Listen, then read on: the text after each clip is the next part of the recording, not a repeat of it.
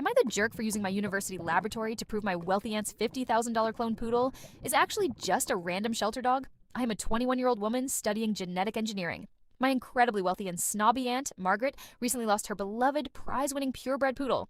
She was completely devastated. 2 months ago, she proudly announced to the entire family that she was paying a highly exclusive luxury genetics laboratory $50,000 to completely clone her deceased dog. My uncle handled all of the financial transfers and the laboratory paperwork. Last week, the brand new clone puppy finally arrived at their mansion. Aunt Margaret threw a massive catered welcome home party to show off her expensive scientific miracle. For my senior thesis on animal genetics, I asked my aunt if I could take a quick, painless cheek swab of the puppy.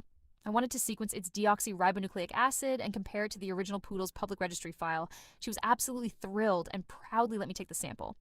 On Monday, I ran the sample through our university computer database. The results were completely shocking. Not only was the puppy not a genetic clone, but it did not share a single genetic marker with the original poodle. In fact, it was not even a purebred dog. The computer showed it was a mix of 3 different standard breeds. I was so confused that I drove straight to their house and confronted my uncle privately, thinking he had been scammed by a fake laboratory. The moment I showed him the genetic charts, he went completely pale and broke down crying. He confessed that there never was a genetics laboratory. He had secretly lost the entire $50,000 gambling on sports.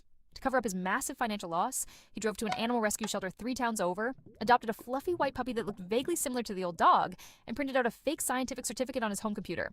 I was absolutely disgusted. I told him he had 24 hours to tell my aunt the truth, or I would. He refused and begged me to keep quiet. So the next morning, I drove over and handed my aunt the official laboratory report. She completely lost her mind. She screamed so loudly the neighbors heard, threw all of his expensive golf clubs into the swimming pool, and filed for divorce that exact same afternoon. Now, my uncle is living in a cheap hotel, and half of my extended family is furious at me.